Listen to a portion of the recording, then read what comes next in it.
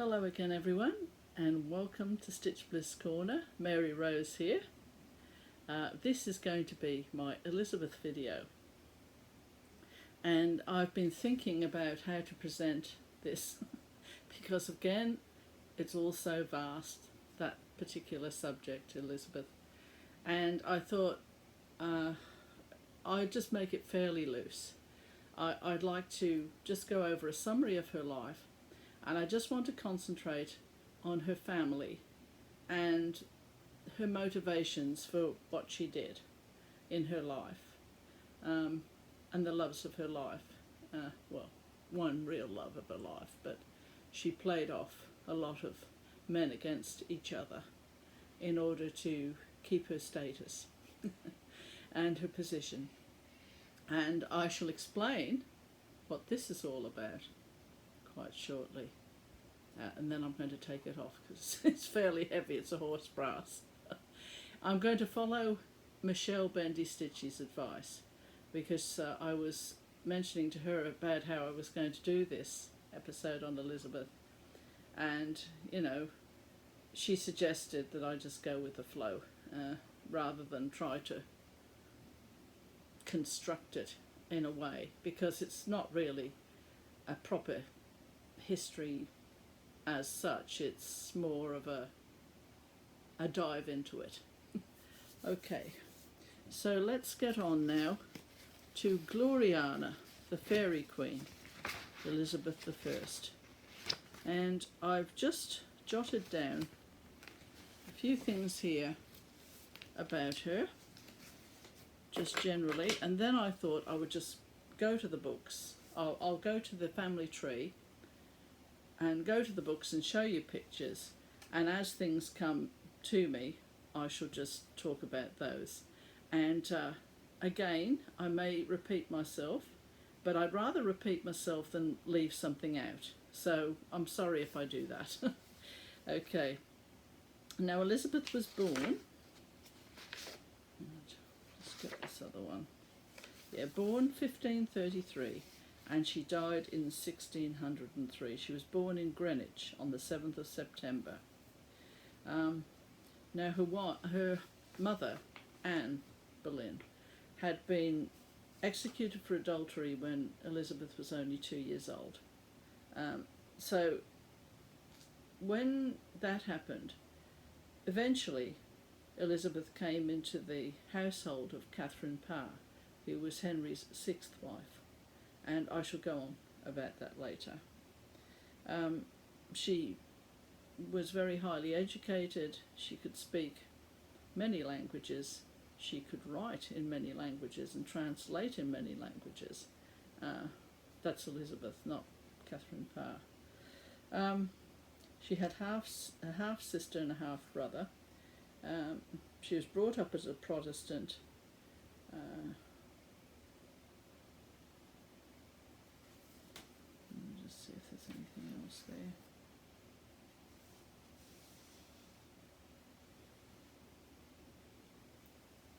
Yeah, I think I'll just go on because I don't want to get lost in that. Okay, family tree. And I'll go on with the one that I've jotted out here. So we've got Henry VII there, and Elizabeth of York, Edward IV's daughter. And she was from the House of York, and Henry VII was from the House of Lancaster. And they married and had the children. Now there were 4 Tudor children. There was Arthur, he was the eldest. Then there was Henry, who was the second in line, the second person as they called them. There was Margaret, and she ended up marrying James of Scotland. And then there's Mary, the youngest, and she married Louis of France, who was an old man. And then she married Charles Brandon, and that does come in of importance a bit later. But anyway, so what happened was Arthur was he was the eldest, and he died when he was about 14 or 15. and so there was no issue from him. Then Henry, who had been destined for the church, found himself as heir to the throne. So he ended up becoming king. And he married, his first wife he married was Catherine of Aragon. And from that marriage, he had Mary. Now, so that was the child from that marriage. Then his second wife was Anne Boleyn, and Elizabeth came from that marriage. Then Henry's third wife was Jane Seymour, and that's where Edward came in. So those are the three wives, and so they were all half sisters and brother. And then there were other wives after that, but there were no issue from those wives. Okay, so that's the family there. So what happened was,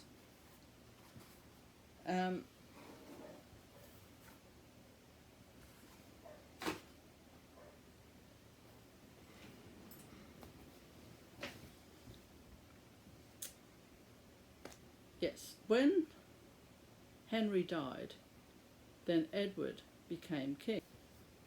So when Henry died, naturally enough, Edward became king. So then he was such a young boy that he needed protectors. And the Seymours, brothers of Jane, became very important members in Edward's life, because Jane Seymour, she died in childbirth when she had Edward. And of course the Seymours were very important and powerful in court, because their nephew was the king. So they were Protestant and they wanted England to stay that way. So they went about influencing Edward so that he would grow up to keep England Protestant in that tradition.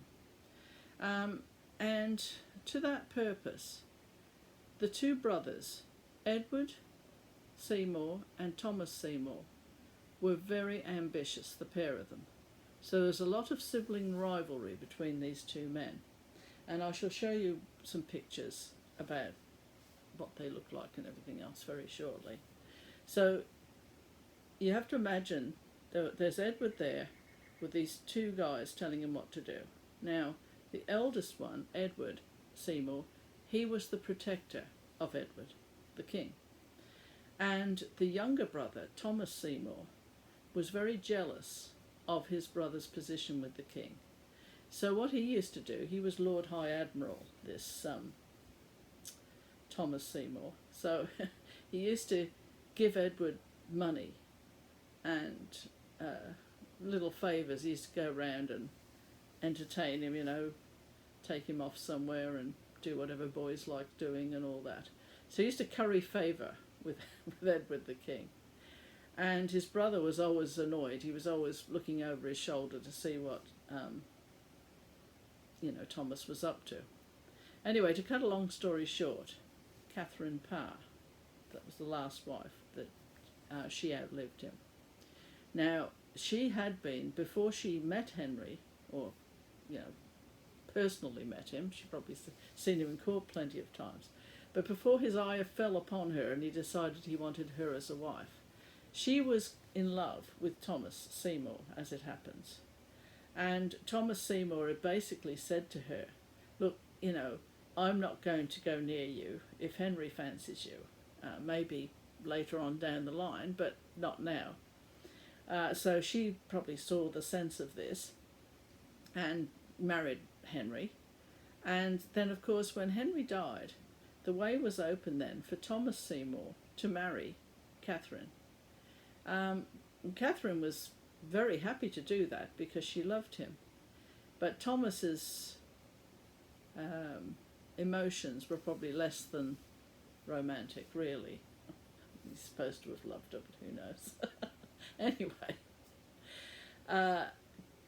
Catherine Parr had invited Elizabeth to live with her. Well, and that was fine for Elizabeth. She had a family life for a while, because the siblings did live together. Of course, Edward lived at court, and Mary lived elsewhere. So anyway, where was I? Oh, Thomas Seymour. So anyway, Thomas Seymour, of course, when he married Catherine, moved in to the house. So it was his household now. And Elizabeth was really under his charge. Now, this guy, and I think when I show you his picture, you'll see what I mean. He must have had that side to him. It was supposed to be very playful, but he used to come to Elizabeth's bedchamber at a very early stage of the day, when she wasn't dressed yet, and he used to pile into bed and tickle her and carry on with her. And nobody really knows fully what fully went on there. But she did have her nurse with her, Cat Ashley, that used to look after her. So, and the servants used to stay in the rooms, at all times and everything. So who knows? But then Catherine Parr, she took it all as a big joke as well. She used to turn up and carry on and play and act with Elizabeth and all this. So she was sort of in on what you might call the fun as well. So, but anyway, rumours started spreading, and there were enemies of Thomas Seymour, of course, that were more than happy to spread those rumours. So, to cut a long story short, there was quite a bit of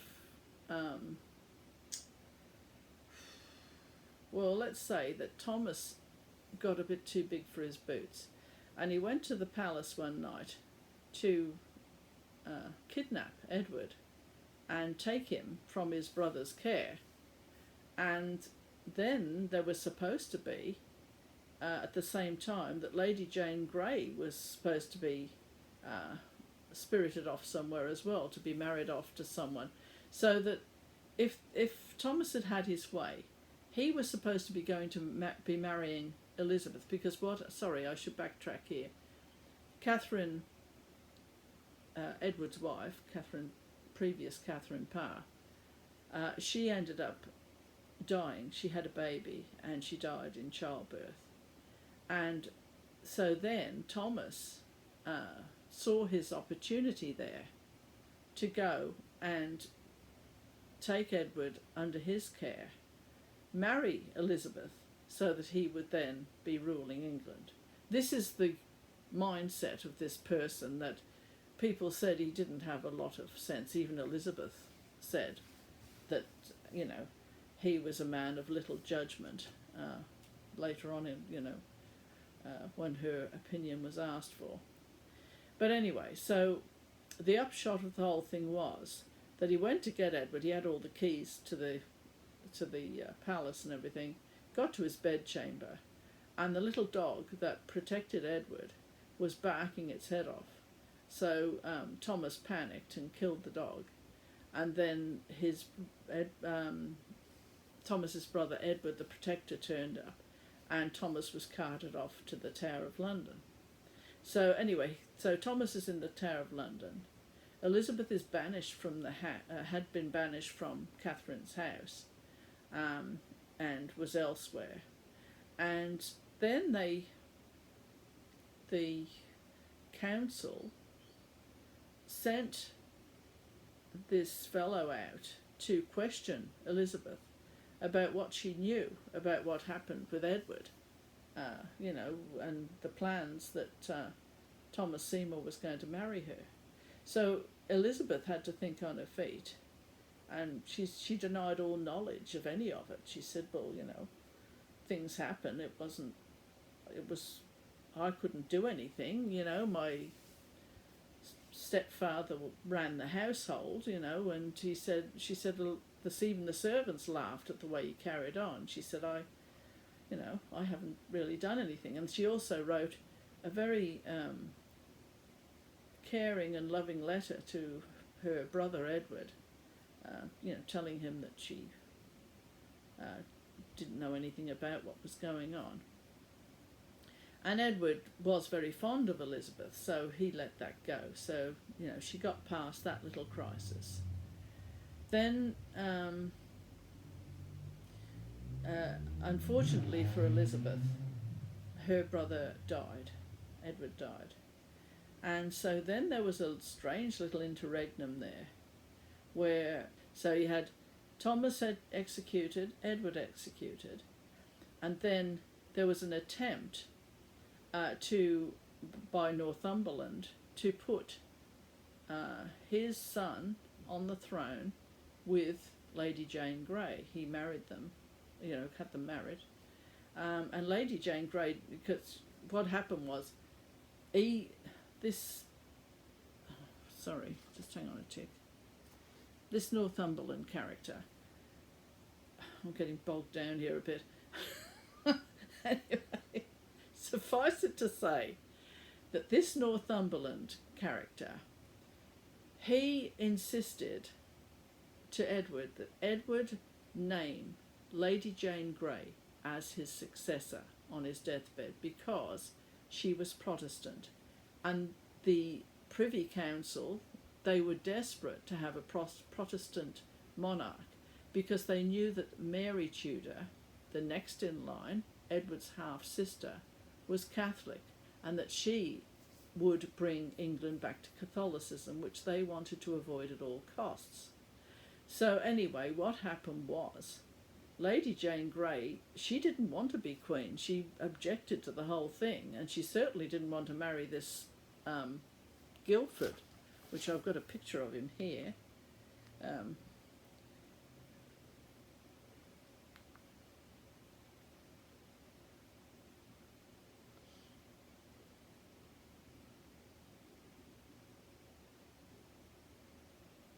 There he is there, Guildford Dudley. And she didn't want to marry him, but anyway, she only reigned for 9 days, and there was a rebellion in favour of Mary and Mary Tudor, and she ended up being beheaded, and so did Guildford, and so did the Northumberland, the lot of them. So they were all gone. That left Mary on the throne. Now Mary, because she was Catherine's daughter, Catherine of Aragon, she'd been brought up very differently to Elizabeth. Elizabeth had been brought up as a Protestant. She had tutors that she sucked up knowledge like a sponge.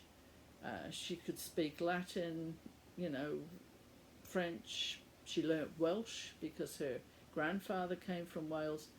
She never, ever, ever mentioned her mother, ever, publicly.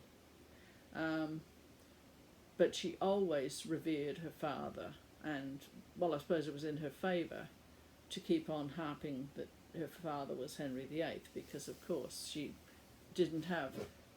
was called bastard by Henry, and Mary was called a bastard at one stage during Henry's lifetime, because Edward was the legitimate heir as far as Henry was concerned, and they really were only there to be maybe married off eventually to whatever country Henry wanted to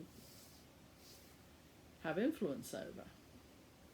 Anyway, so back to Mary. I'll get to Elizabeth eventually. So anyway, Mary decided she was going to bring England back to Catholicism. So she looked around for the husband that would help her to do that. And Philip of Spain came along. Now, Philip was not keen to enter into any kind of matrimony, but at the same time, I think he was probably thinking, well, if I marry her and have an heir, well, then I can go back to Spain and, she's got her heir and that'll be okay, kind of thing. So he did come over and he married her. And Mary was in great hopes then that she would have a child.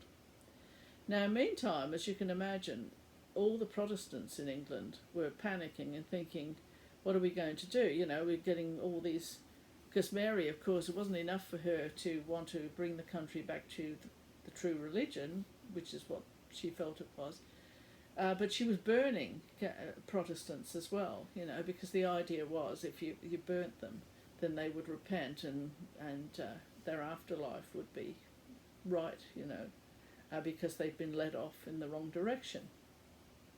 So anyway, Elizabeth was in great peril during this time and did her best to keep a very low profile. But someone called Thomas Wyatt, egged on by the French apparently, decided that he would rebel in Elizabeth's name to depose Mary and put Elizabeth on the throne.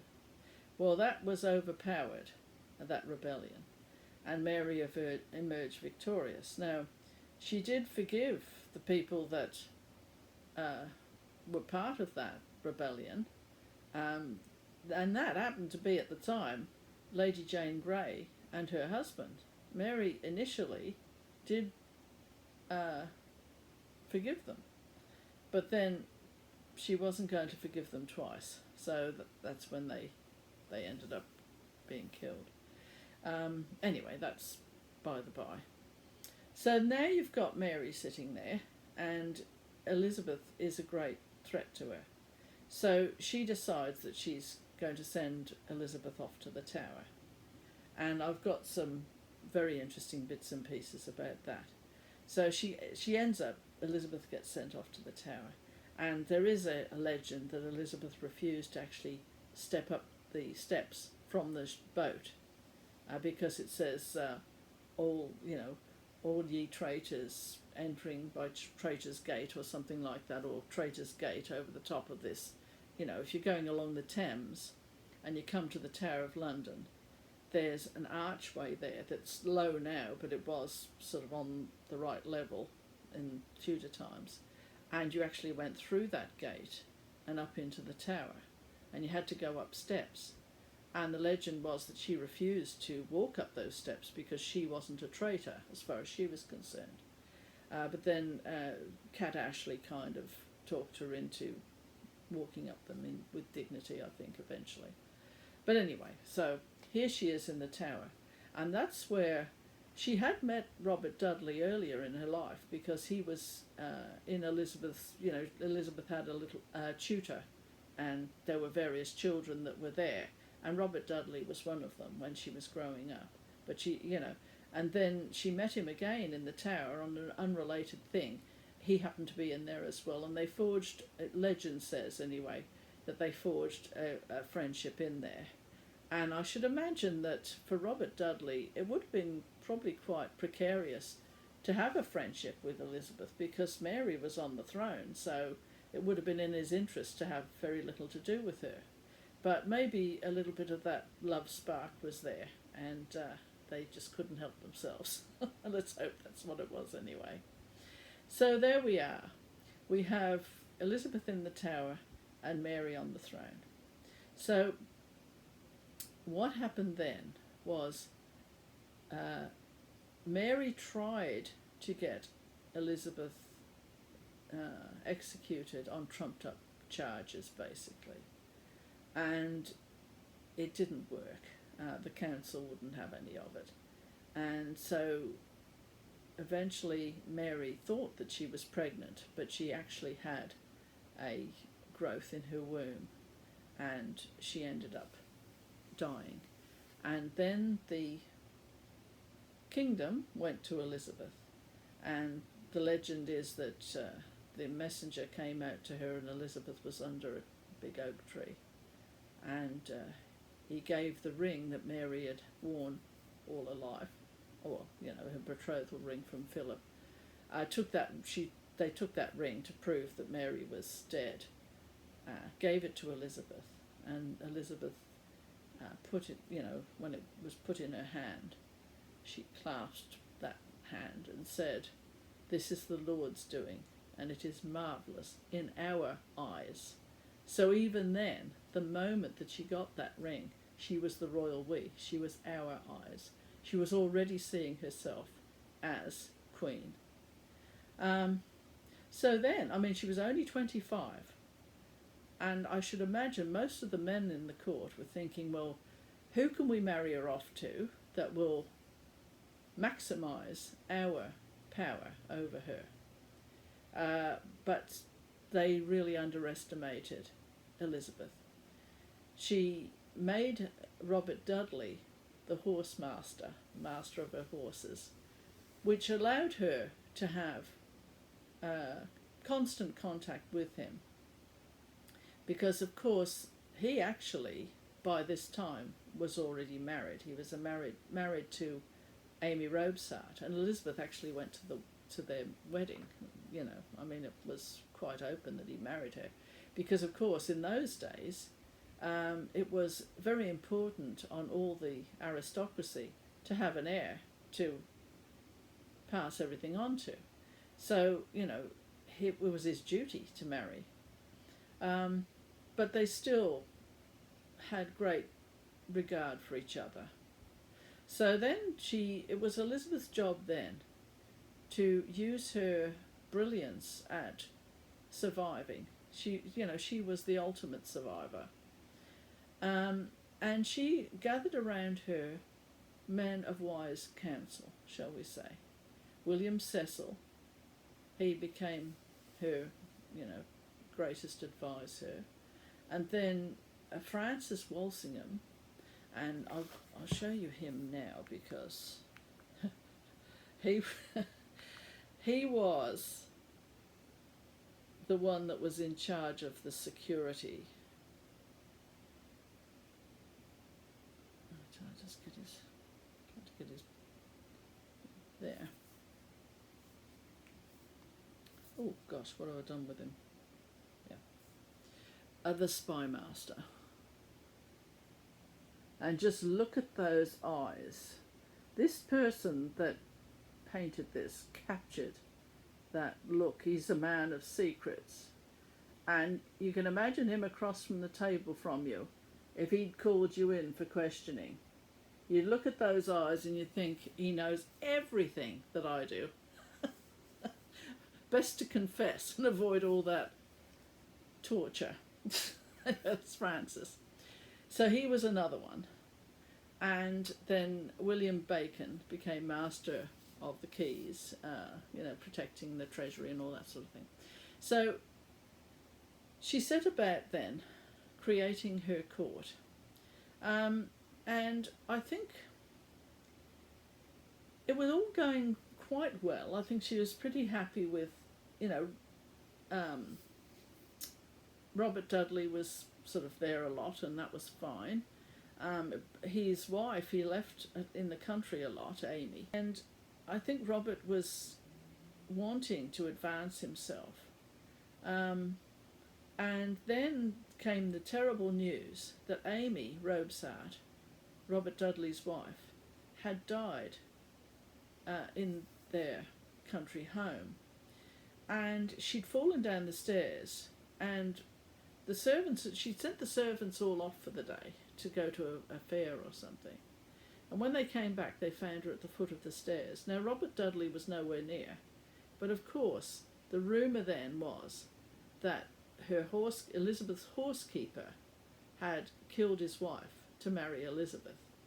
So when Robert came back to court, after, he'd gone back and dealt with everything and buried Amy and all that sort of thing, Elizabeth just had to keep her distance then for quite some time, because the rumours were rife that, they colluded to do that. So that must have been a big blow to Elizabeth.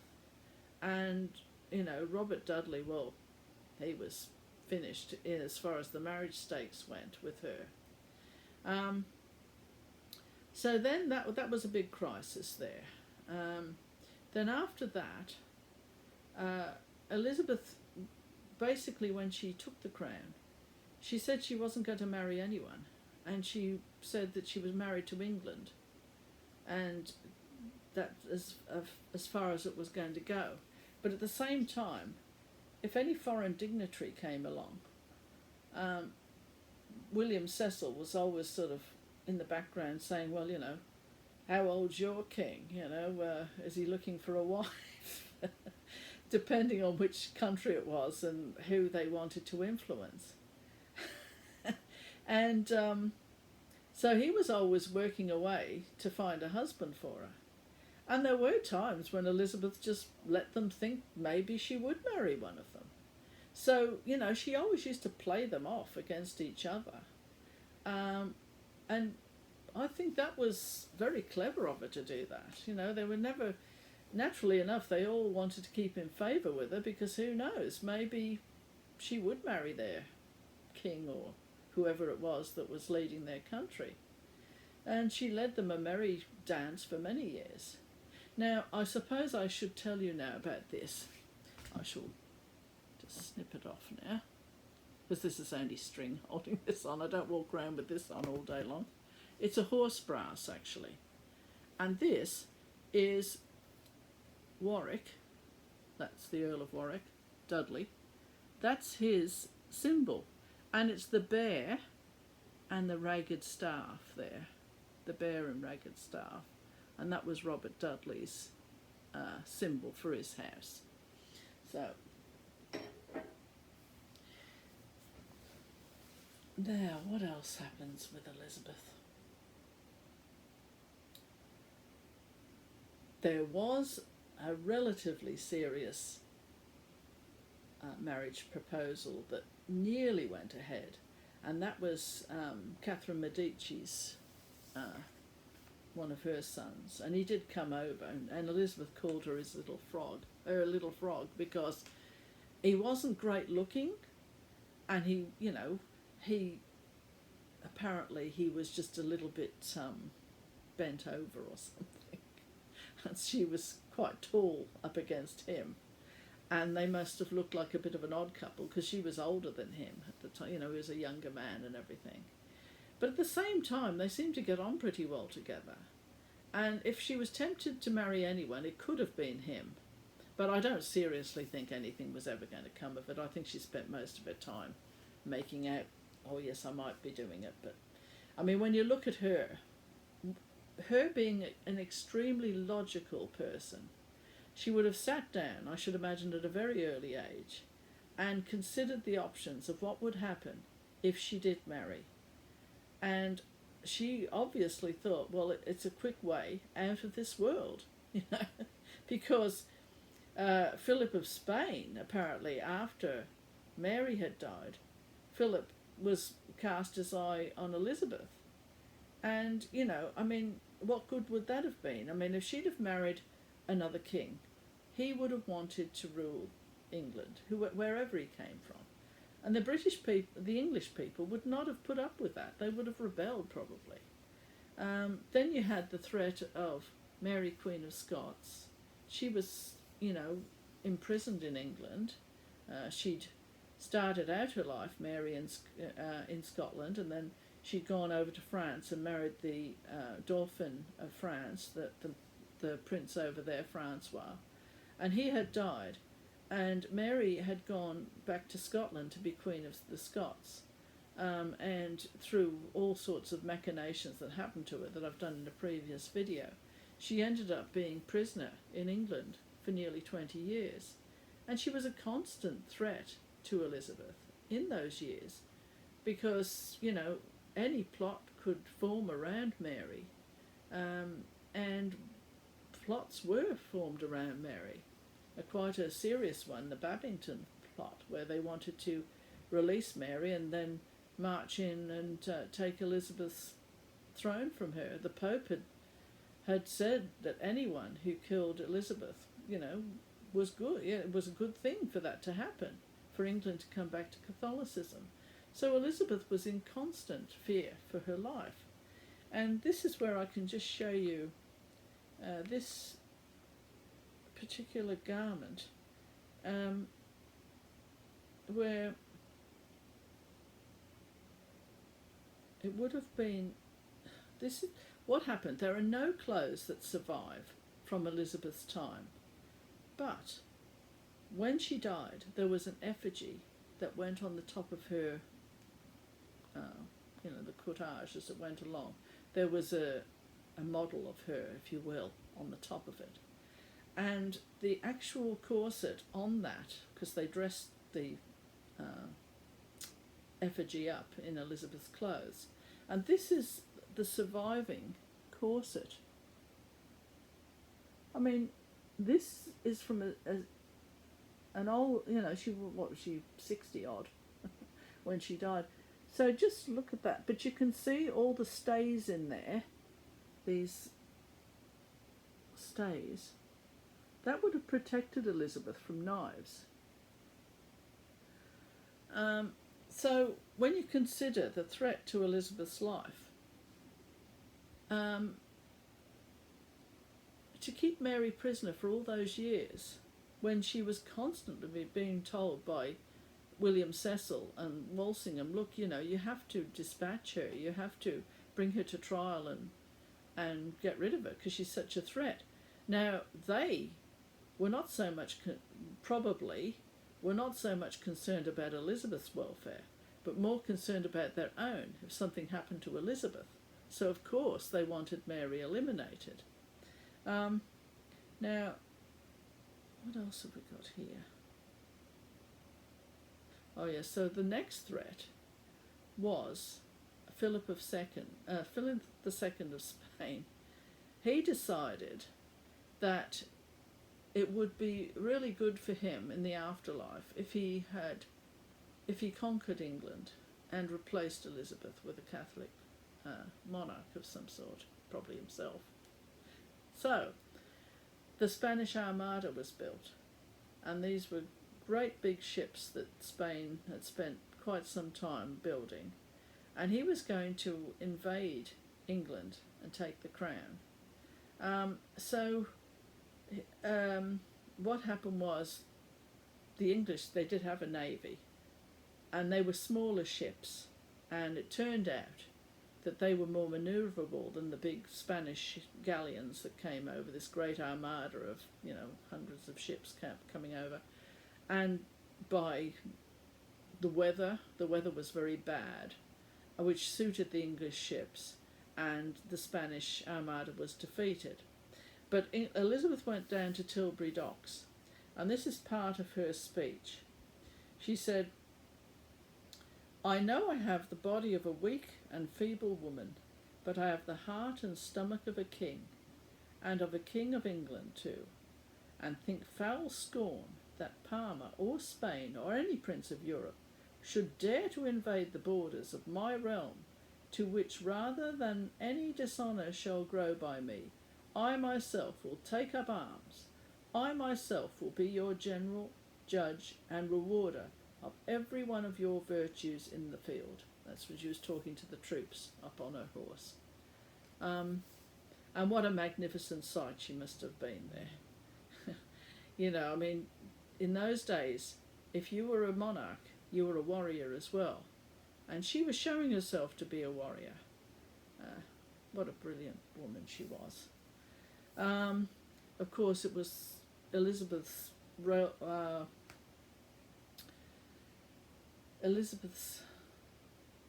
reign, that's the word I'm looking for, brought prosperity to the people. There was great adventure, sailors used to sail off and discover things. Sir Francis Drake circumnavigated the world successfully. It had been done before, but the people, almost done, I should say, but people died. They didn't actually get back all intact and everything, but he did. And then Walter Raleigh founded a colony on the north coast of America and called it Virginia, after the Virgin Queen.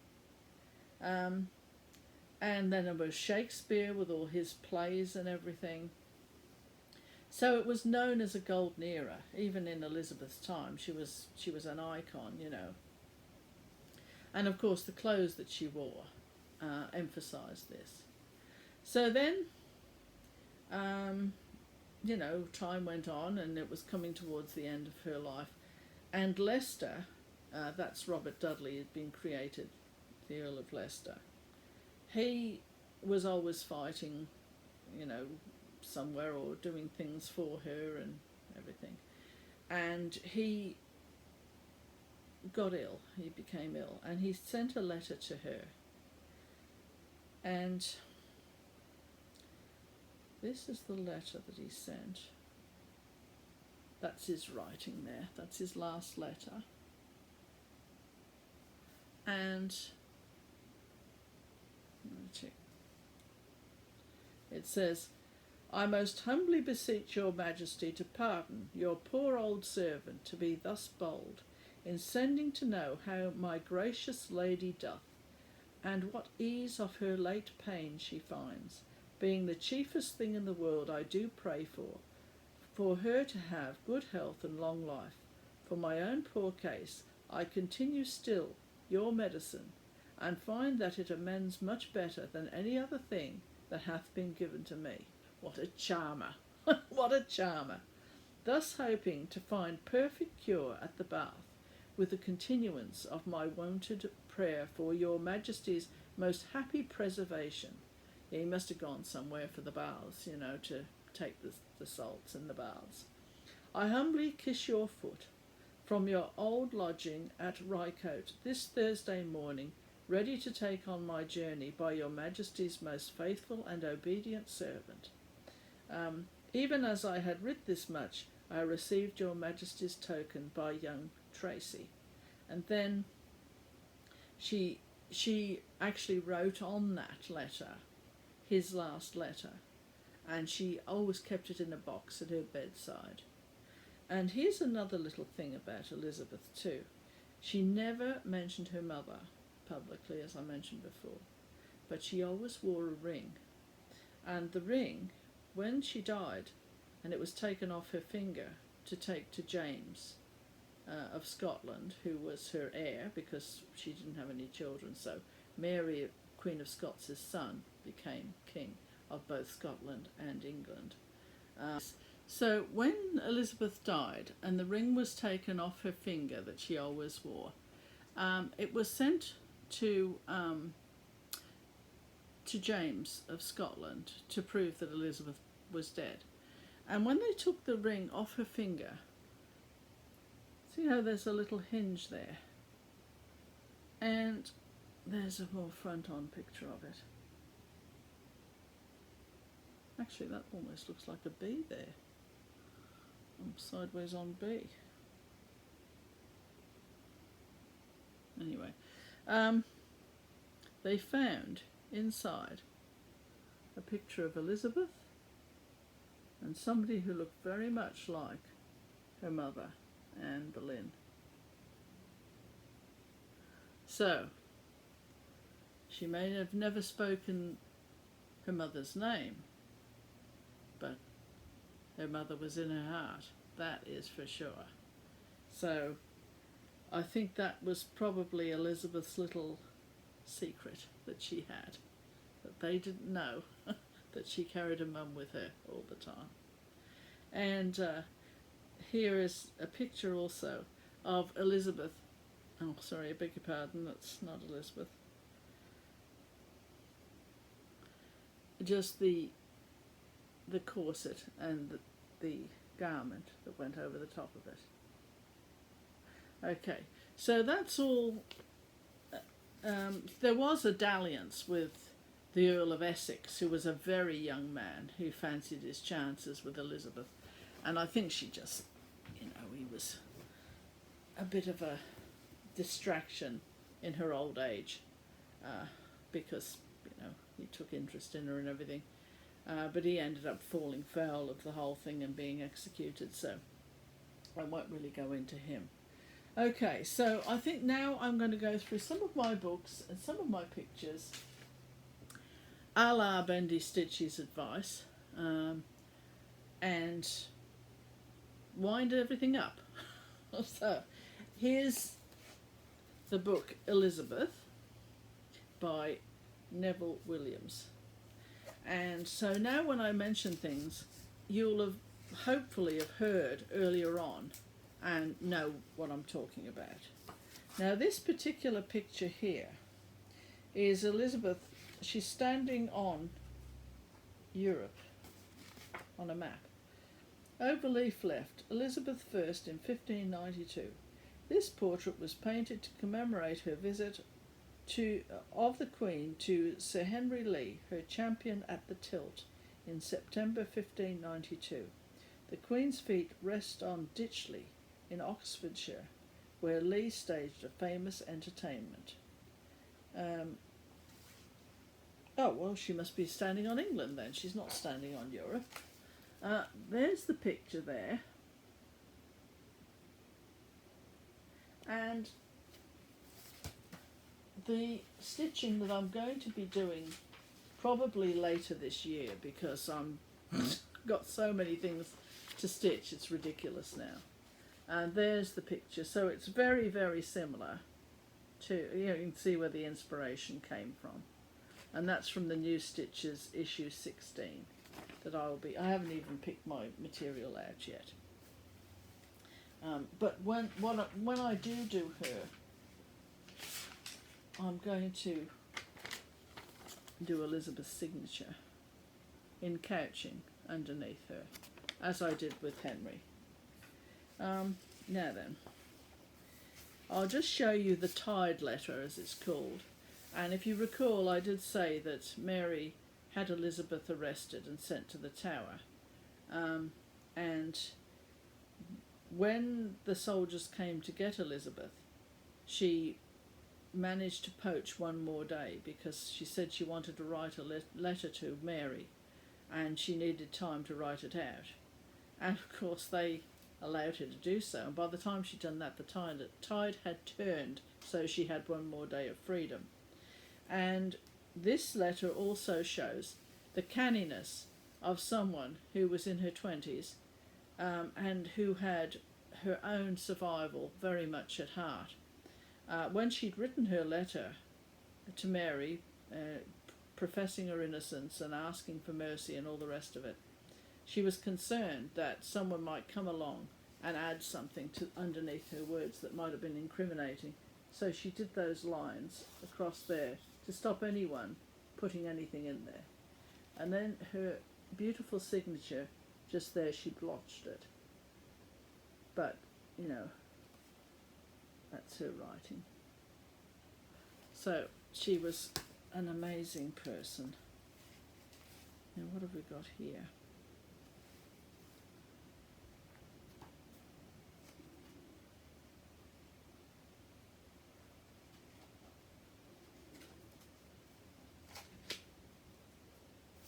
Oh, Thomas Wyatt. That's the guy that started the rebellion, that got Elizabeth into so much trouble.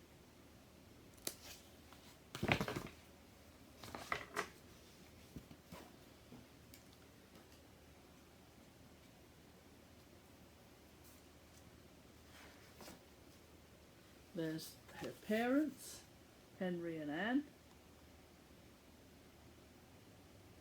And Elizabeth, apparently her personality at court, she'd lash out at times, and she had a very bad temper on occasion. She could be kind and beguiling and everything else, but she was, a fiery person probably. I mean, look who her father was and look who her mother was. It's not surprising. I mean, Anne had a flashy temper.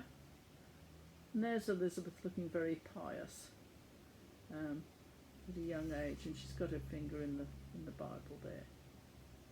Or might not be the Bible, it could just be a book of some sort.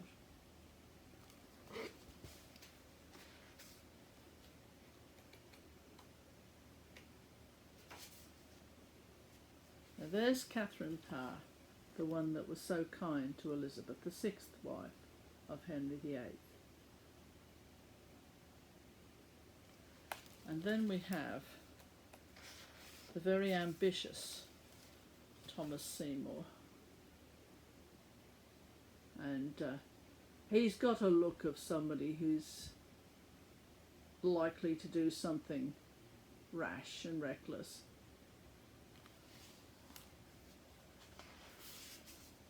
There's Roger Ascham. He was one of Elizabeth's tutors. And I think I've said that Robert Dudley was there as well.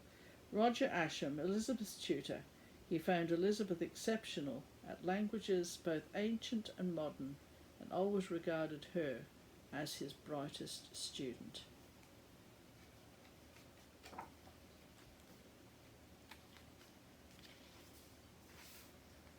Let's see what else we have here. Oh, here's Philip of Spain when he came over and married Mary, Elizabeth's older half-sister.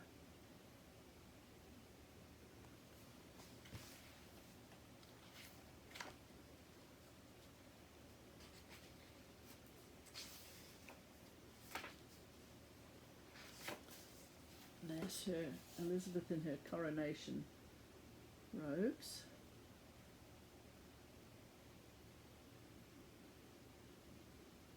And the hour, you can't even imagine how long it would have taken to prepare those robes, to stitch them and embroider them and everything else.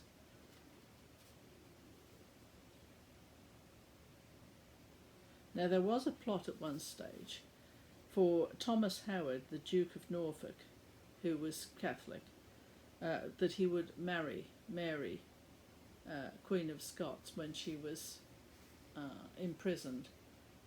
There was a little bit of chicanery going on to match those two, and for his trouble he was executed in the Tower. But you can, imagine those two would have been seen as a match at the time.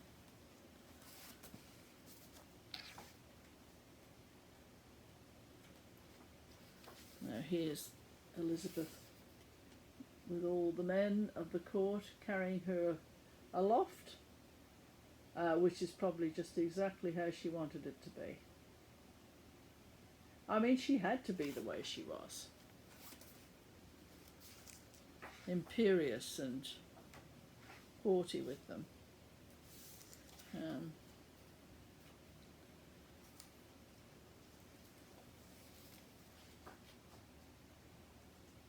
That's a fine set of Elizabethan legs. It must have been summer. Right, so that's that one. Let's see what else we have over here.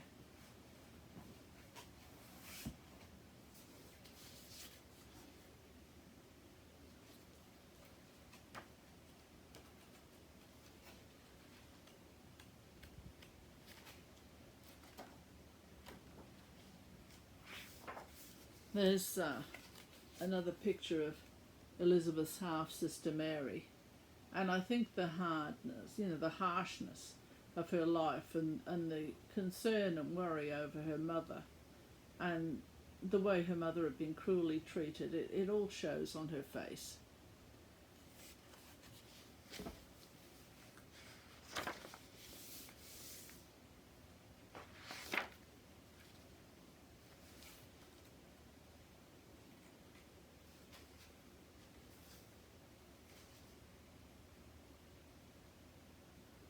Now here's a kinder portrait here of Philip II, the young but gravely responsible king, painted by Titian. He looks every inch a king there.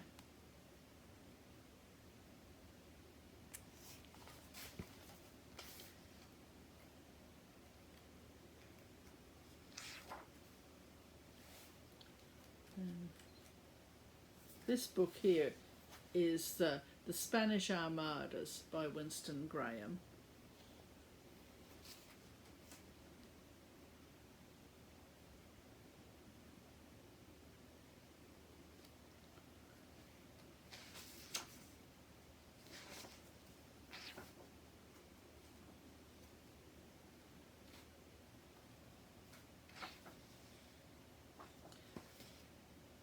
There's a picture of Sir Francis Drake, the man that circumnavigated the globe.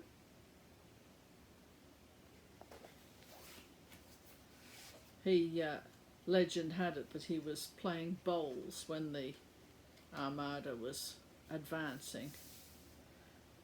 So relaxed was he, supposedly. And here's the famous rainbow portrait of Elizabeth, which I have shown this one before, with the serpent on the sleeve and the eyes and the ears on the cloak. And this originally was a rainbow in rainbow colours, but they faded. But she's holding a rainbow.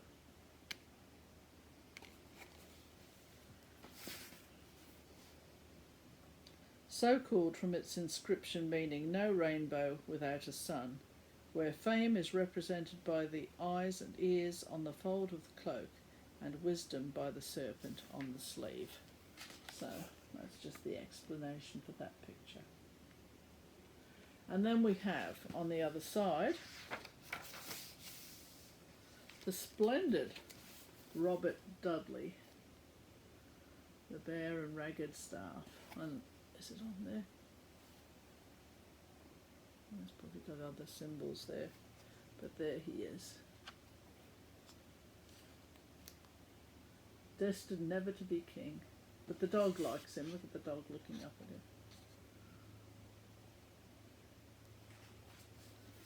They would have made a magnificent pair. Right. I'll just show you. Oh, there's another picture here of Sir Francis Drake. That's a better picture of him.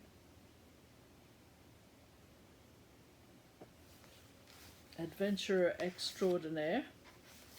Because, of course, in those days, people thought the earth was flat.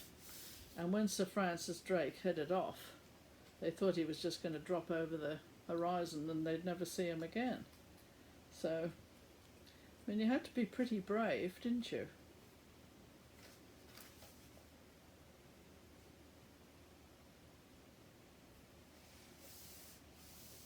Sir Martin Frobisher, the Yorkshireman, who, against the first Armada, commanded the most massive English ship.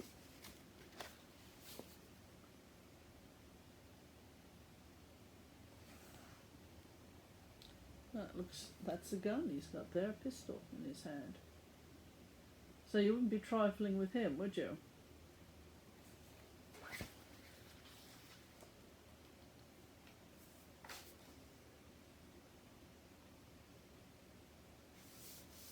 I think this is rather magnificent just for the clothes. Lord High Admiral Charles Howard of Effingham, 1st Earl of Nottingham, Supreme Commander of the English fleet against the First Armada. Look at those clothes.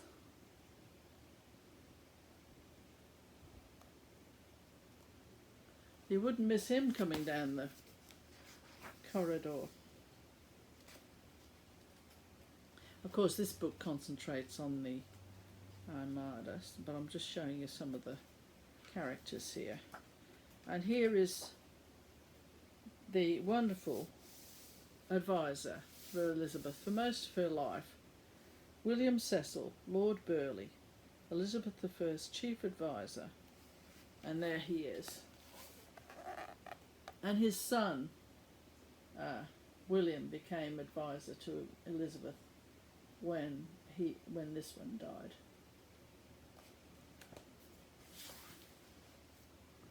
Well, I'm not sure if he was William. He might have been another first name. But anyway, his son adopted the mantle when he died. He advised her as well. If I get that name, I'll put it over the screen so you can see it. Well, here's Robert Devereux, 2nd Earl of Essex. Check those clothes out.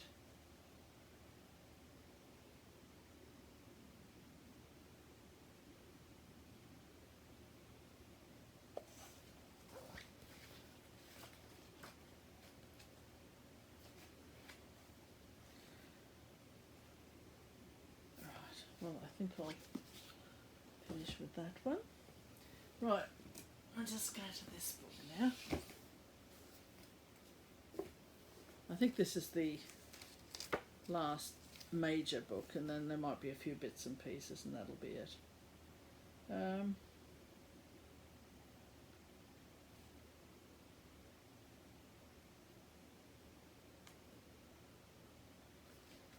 Well, there's another picture here of Burleigh, Lord Burleigh, Cecil.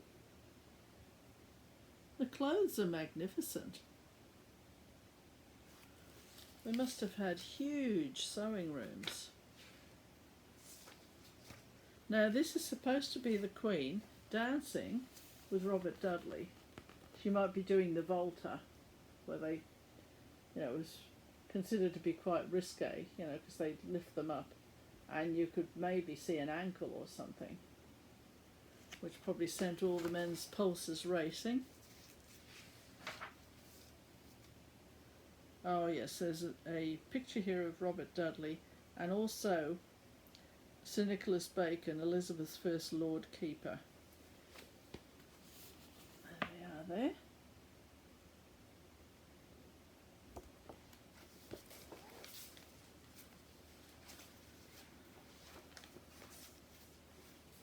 And here she is in procession in the dress that I'm going to be stitching when I get the time. At this rate it'll probably be 2019 by the time I get to her.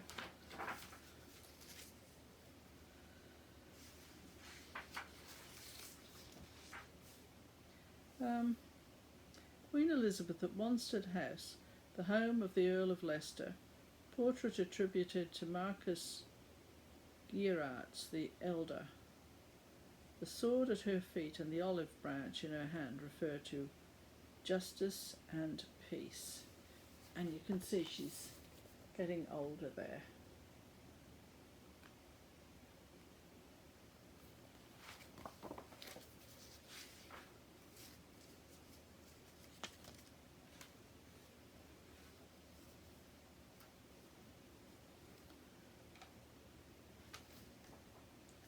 I'll just see if there's anyone else here.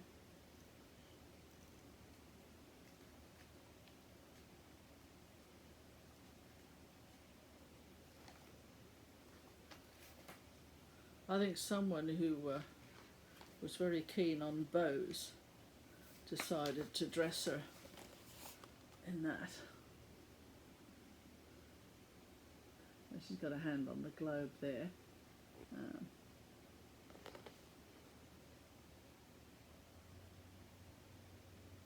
Yes. See what this final one is here.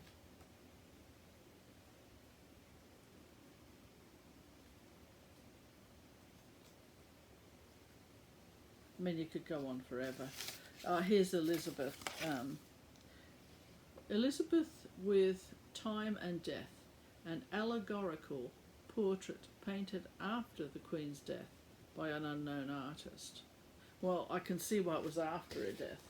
He probably wouldn't have dared paint it before she died, because there's the skeleton there.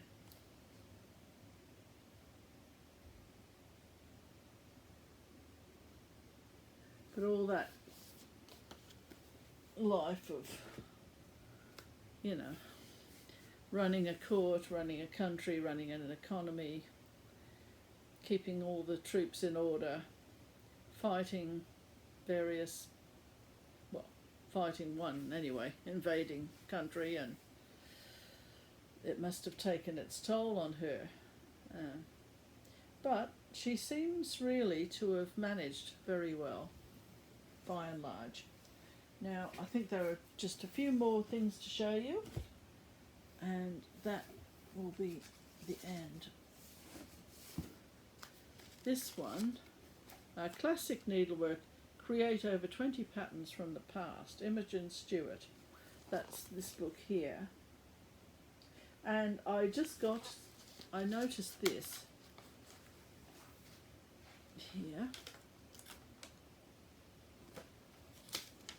Fruit trees from Trequar House, a panel of work slips in Scotland from the Elizabethan period. And I just thought you might like to see those.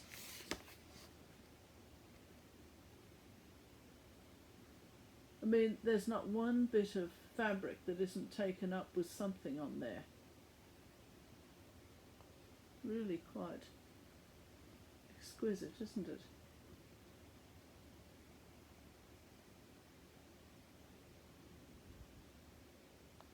And of course Elizabeth stitched as well.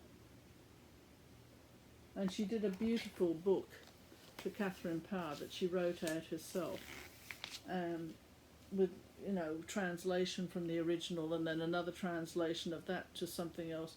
I mean, she was really quite an intellect.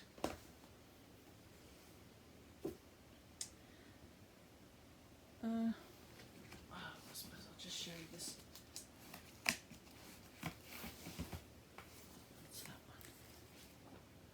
one? Oh, just one picture of here again, another one. I mean, she had a huge number of clothes, because of, you know, costumes, as you might call it.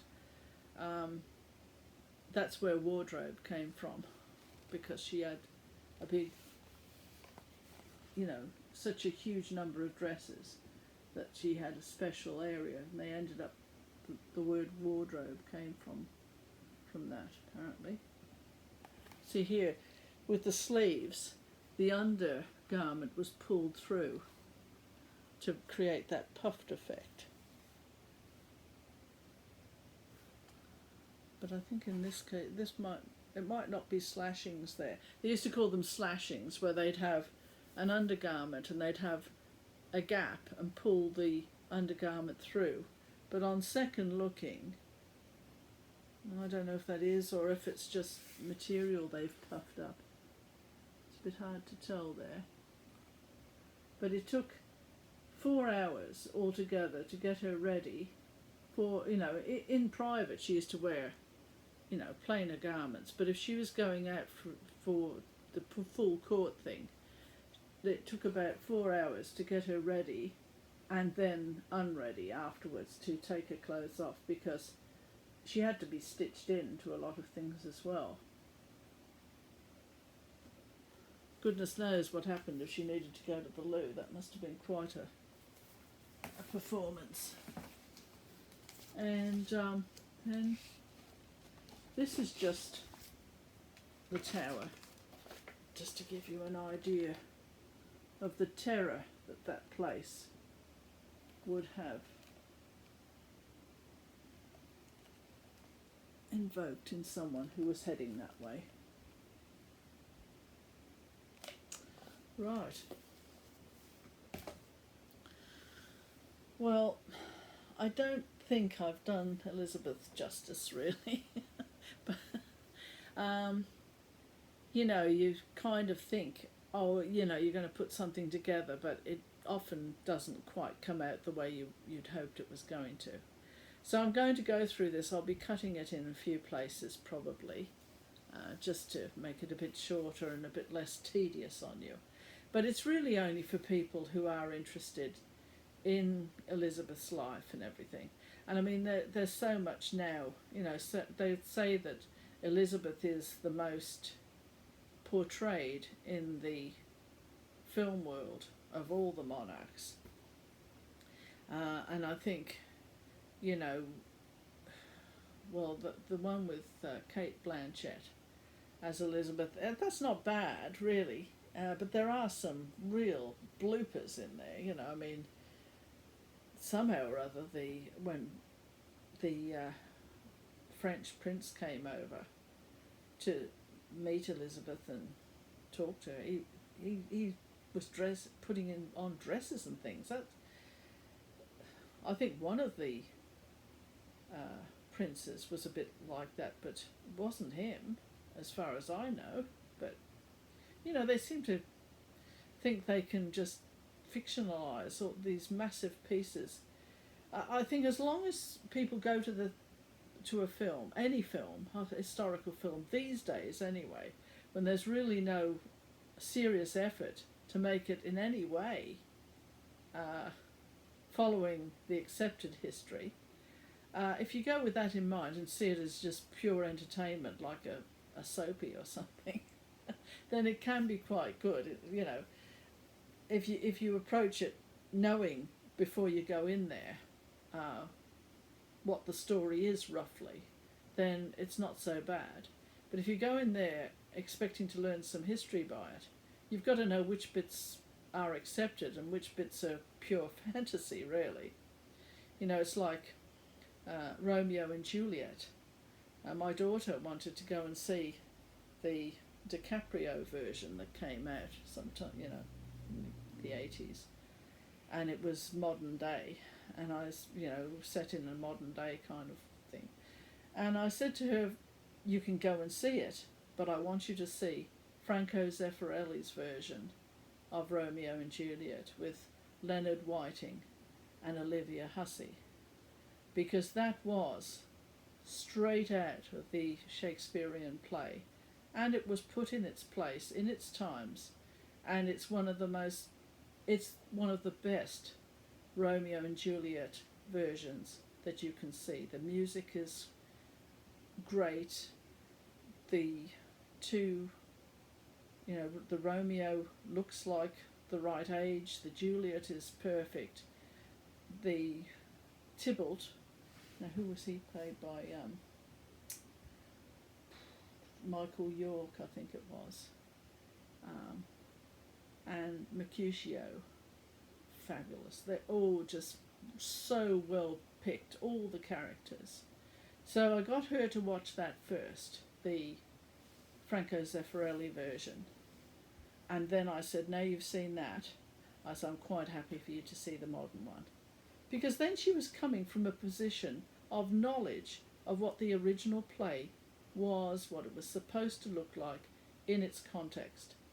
And she could see the modern version, which does have, its points, it has it. But you need to come from a base of knowledge for these things. How did I get onto that?